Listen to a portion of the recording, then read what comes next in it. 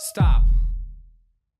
Il existe une émission libre, accessible, insubmersible, mais surtout imprévisible.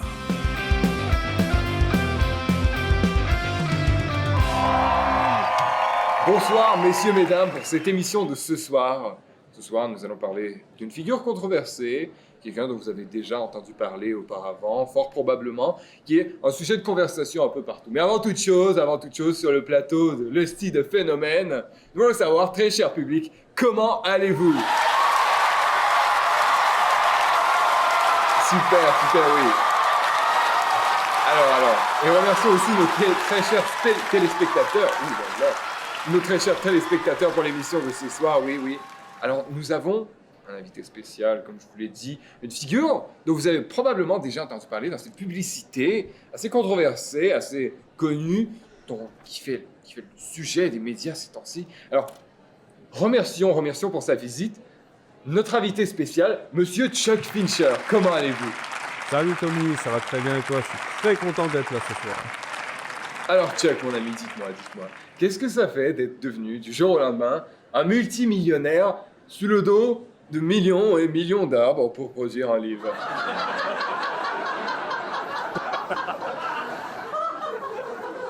Eh bah écoutez, ça doit être aussi génial que de rouler tous les jours avec une voiture qui consomme du 20 litres au 100. Exactement. J'ai cependant un véhicule électrique.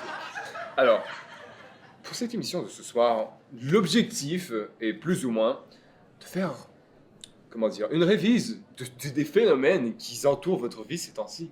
Je veux dire, on en parle partout de ce livre, on en parle aux nouvelles, on en parle sur YouTube, on en parle sur les plateformes, les réseaux sociaux, les influenceurs en parlent. Qu'est-ce que ça fait soudainement de devenir le centre d'attention de tout ce phénomène en fait? Ouais, écoutez, on est vraiment très très heureux de ce succès.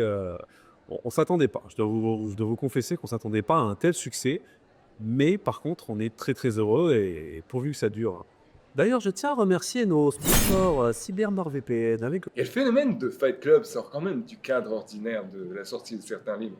Je veux dire, regardez par exemple ces temps-ci, je vois ici... Ah oui, d'accord, donc il y aurait des manifestations qui se situent devant les boutiques Ikea. Oui, effectivement, les gens manifestent parce que, je dis, ils veulent abolir le bois.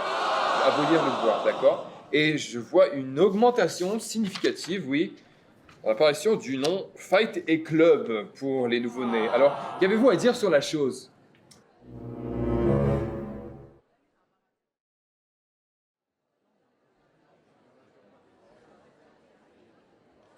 Écoutez, bien que ces dérives d'usage soient strictement indépendantes de notre volonté, notre solidarité face à ces répercussions reste totale. Je vois, d'accord. Alors, l'objectif de ce soir, de l'émission, ce sera justement de faire un petit tour d'horizon, vraiment avec vous, si vous vous sentez confortable, de qu'est-ce qui se passe autour de ce phénomène et ce qui est présentement appelé l'effet Chuck. Oui, l'effet Chuck à travers le public.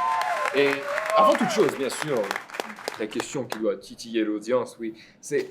N'étiez-vous pas plutôt deux à présenter ce commercial maintenant connu à travers le monde? Oui, effectivement, nous étions deux, il y avait un autre commercial avec moi et rassurez-vous, il profite de son succès à Londres des Palmiers avec des vacances bien méritées. Alors c'est drôle que vous me mentionniez cela parce que justement on me dit qu'on l'a apparemment retrouvé. Oui, on l'a retrouvé, messieurs, mesdames, oui, on a retrouvé votre collègue et il se situait dans un endroit assez cocasse, oui, certes. Car il semble avoir été trouvé dans la prison de Art Palmer.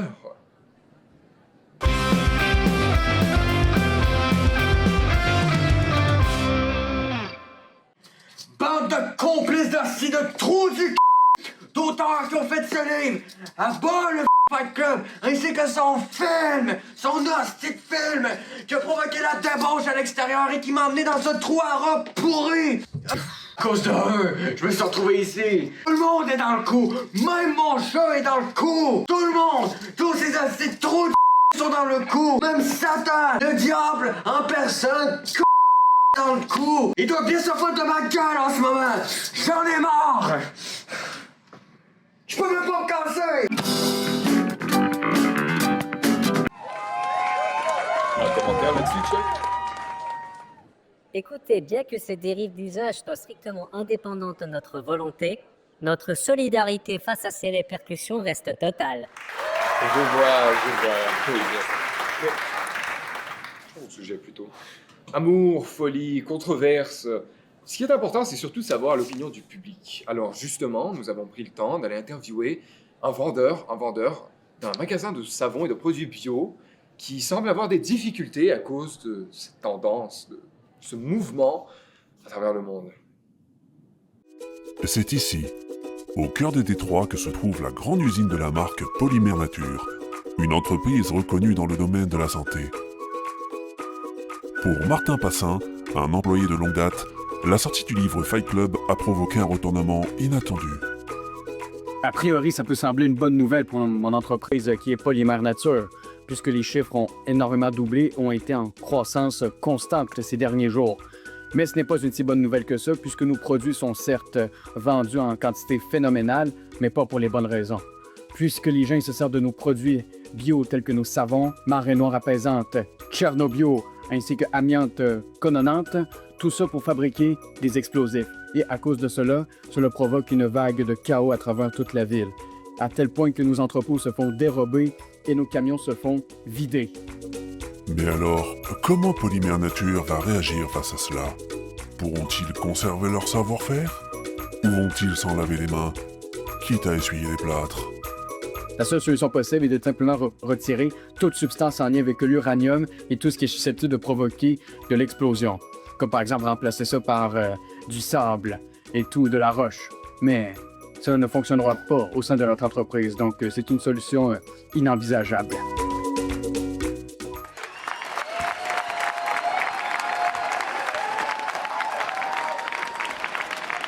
Incroyable quand même. S'attaquer à des gens qui font quelque chose de bio, moi, ça me dépasse. Je comprendrai jamais ça. Ouais, effectivement, ouais. C'est terrible, c'est horrible, vraiment. Les produits bio devraient être une priorité.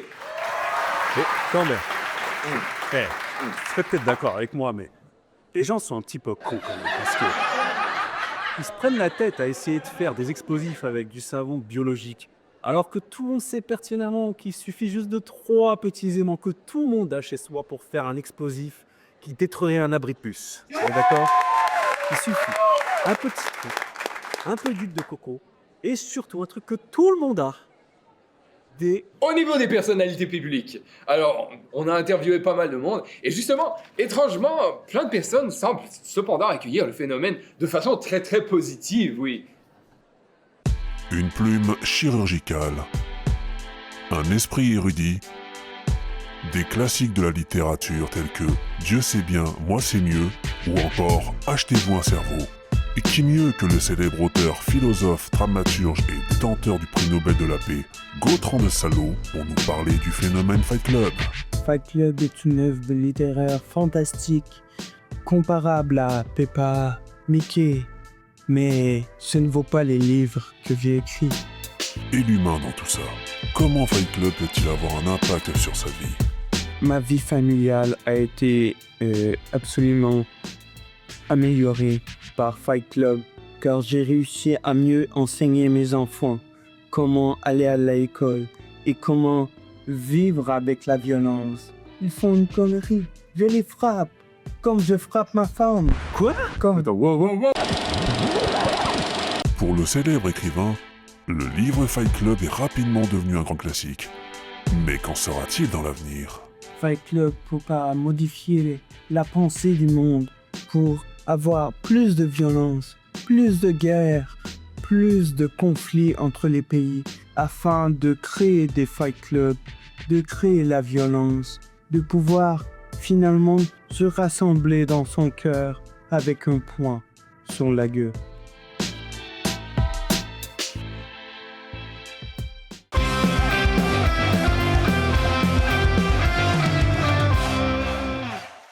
Des mains perfectionnistes, un visage oublié de tous, des créations très atypiques. Ce génie, vous le connaissez forcément. C'est l'artiste peintre Krikor Tribushku Triprata, bref, un gars de l'Est. L'artiste plus déterminé que jamais nous revient de loin. Ce retour non attendu, il le doit à un livre qui, selon ses dires, a donné un nouveau sens à sa vie. Il y a 20 ans, j'avais juré de fermer ma gueule. J'étais alors habité par le calme et la tranquillité. Puis, lors d'une cuite, j'ai découvert Fight Club, ou plutôt, c'est lui qui m'a trouvé. Ce fut un électrochoc. La violence est naturellement revenue en moi. Telle la sève qui remonte l'arbre, la création était enfin revenue.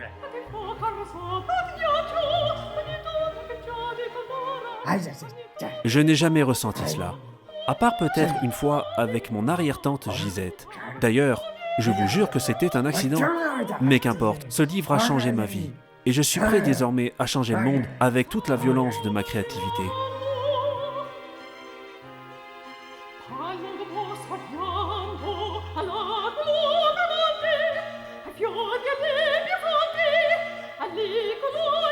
Mon cher assistant. Voilà. Parfait. Je vais pouvoir en tirer un bon million. Attends. Reviens. Je vais enfin te payer. Intéressant. Il semblerait réellement que le phénomène de Fight Club ait relâché un amour, une passion vraiment incroyable au sein du monde. Mais espérons avant toute chose que cet amour ne dure pas plus que 3 ans.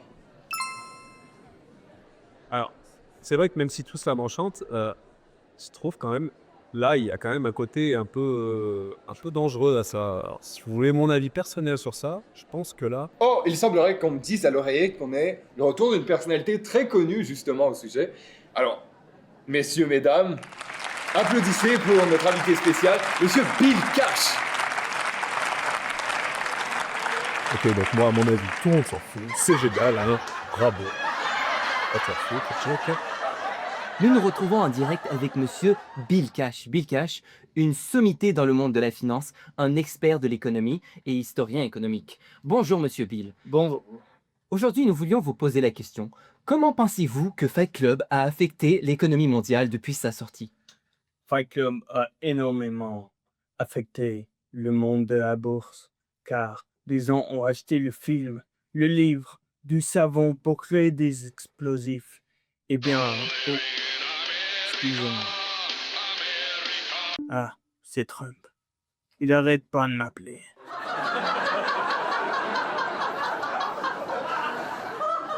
Vous disiez? Alors, on me dit à l'oreillette que vous étiez sur le point de lancer une application qui aurait pour but d'investir les finances de la population plus agressivement. Pouvez-vous m'en dire plus sur le sujet? Oui, il fallait. Moi et mes collègues, nous étions sur le point de lancer cette application. Ça tombe bien que vous soyez là. J'étais sur le point de mettre ça en œuvre. Vous voyez? Regardez.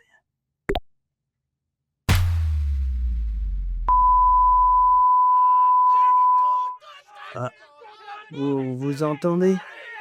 Ça, c'est le bruit de la bourse. C'est le bruit du pognon qui s'est fait écraser. Qu'est-ce que vous venez de faire, monsieur? J'ai seulement écrasé et supprimé l'argent. Il est sérieux, là? Vous avez supprimé l'argent? Ouais. Il vient vraiment d'appuyer sur un bouton en supprimant nos comptes en banque. Mais il est complètement tapé, lui.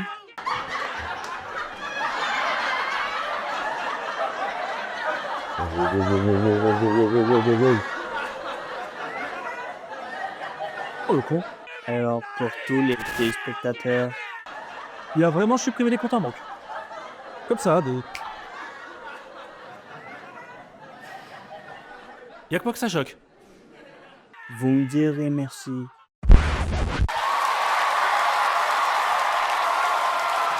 Alors, Chuck, ces témoignages étaient très certainement riches en émotions, n'est-ce pas? Qu'avez-vous à dire sur la chose?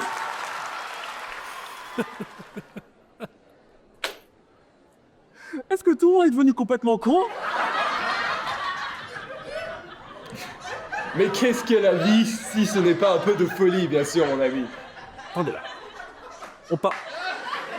Buckle. On part d'un livre. Un simple putain de livre. Vous savez, avec des feuilles, tout simple. Un truc qu'on peut se torcher le cul avec, d'accord?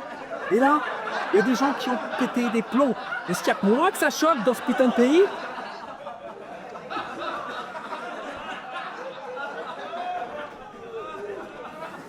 Ok. Je vais appeler la maison mère et on va arrêter ça tout de suite. Parce que là, c'est la mascarade absolue. Donc, stop. Non, Chuck. Vous ne pourrez pas faire cela. Pourquoi ça? Parce que, mon très cher ami, le plot twist de ce soir est justement... Vous n'existez pas.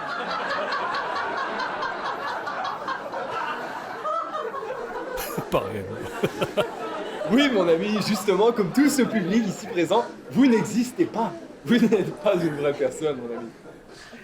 Donc on va faire une petite expérience. Si je prends ce gobelet et que je te l'envoie en pleine gueule, Vous voulez dire cette tasse?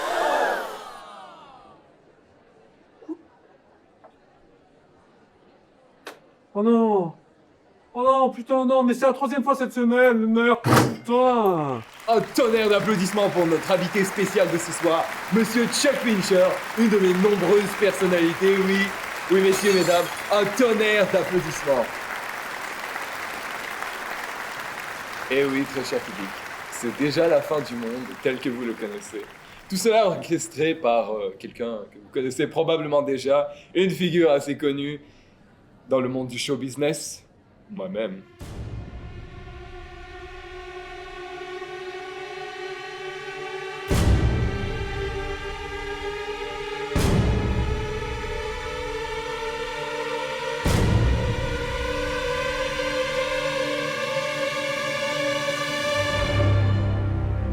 Eh oui, très cher public, vous ne rêvez pas, c'est effectivement la fin du monde tel que vous le connaissez.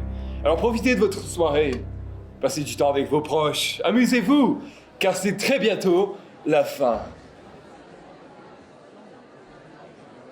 Il y aura des blessés, probablement des morts, car bien sûr, c'est ce qui arrive avec la fin de la société. Mais ne vous inquiétez pas, car c'est tout ce que vous avez toujours voulu, bien sûr, d'être libre, de faire tout ce que vous voulez, quand vous le voulez, sans ordre ou loi. Mais pour conclure cette émission, je tenais d'abord à vous dire une chose, un message spécial qui me vient du cœur. Allez tous vous faire...